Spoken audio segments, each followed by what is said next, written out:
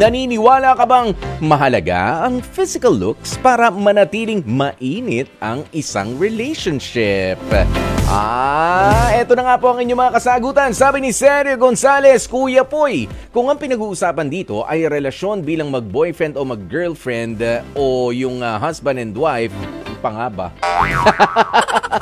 Sa tingin ko, para sa akin lang oo, mahalaga din naman talaga ang physical looks. Kaya nga may iba na nagloloko yung partner nila kasi hindi na siya yung dating minahal niya na ang bango at ang linis. Pero kung di mo hahayaan na mangyari yon sa sarili mo, hindi mo mawawalan ng gana sa'yo si partner. Mahalaga yung hygiene, kaya panatilihin para pati pagsasama ninyo ay hot na nag-aalab.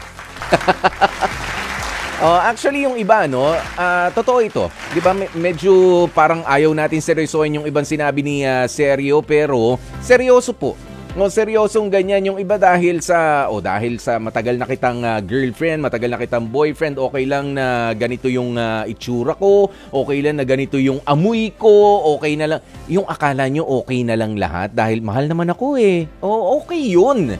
Pero kapag ka naman may pagkakataon ng dami-daming oras maghapon, ligo lang naman na hindi naman pagkatagal-tagal. O kaya pag-aayos ng buhok, diba? Hindi naman puro yung komportable na lamang. Yung ating dahil komportable. Lalo ngayon, mainit.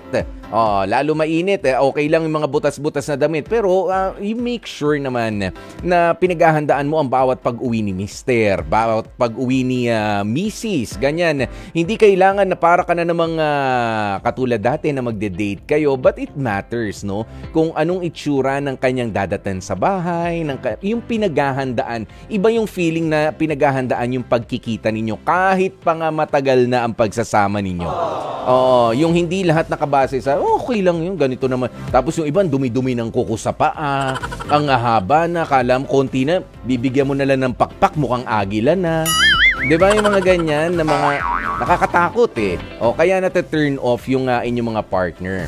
Ngayon, sabi naman ni Mary France, wala sa itsura yan, aanhin mo kung gwapo, kung lolokohin ka naman. Sa bagay, pati nga yung mga hindi kagwapuhan, nanloloko na rin ngayon.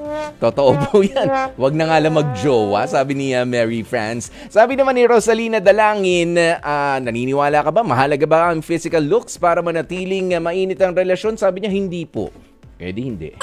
Ayan, sabi naman ni Alma Aranilio, hindi naman mahalaga. Kung init lang ang issue, mas effective kung tanghaling tapat. I-turn off mo ang electric fan o aircon. Naku, sobrang mag-iinit kayo niyan.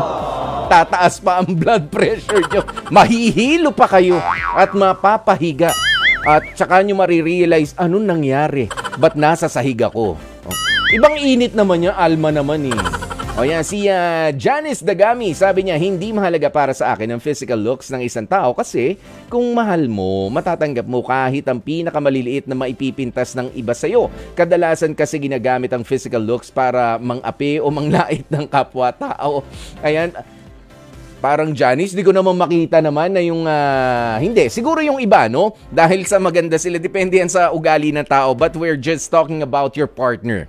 Di ba? Kung paano nga natin pangangalagaan din ang ating itsura. Hindi naman yung not necessarily na ibabalik mo pa yung itsura mo nung nanliligaw ka o nung nililigawan ka niya. But at least, di ba? You look healthy. Di ba? Hindi kayong maputla. Kasi lalo na kung maayos naman, alam nyo, ang sinasabi ko rito, hindi mo naman kailangan magpa-facial dahil yung iba ay limited lang naman din yung budget. 'Di ba? At kung hindi pasok sa budget, pwede naman maghilamos. Di ba, pwede naman na maging maayos lang yung hygiene na pinag-usapan nga kanina, no? Iyan, pwede naman yun eh.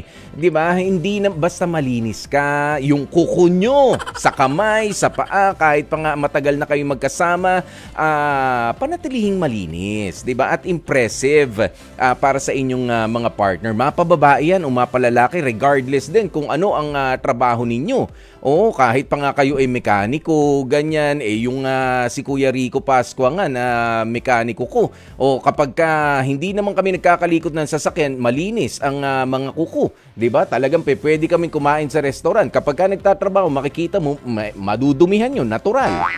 Pero kapag hindi, malinis. Ganoon dapat. Hindi yung sasabihin, ganito trabaho, ganyan, okay lang madumi. Of course not. 'Di ba? Paghandaan nyo ang bawat pag-uwi sa inyong mga partner. Mas maganda 'yon para manatili ngang mainit ang inyong pagsasama at hindi tumingin sa mas malilinis at mas makikinis na iba.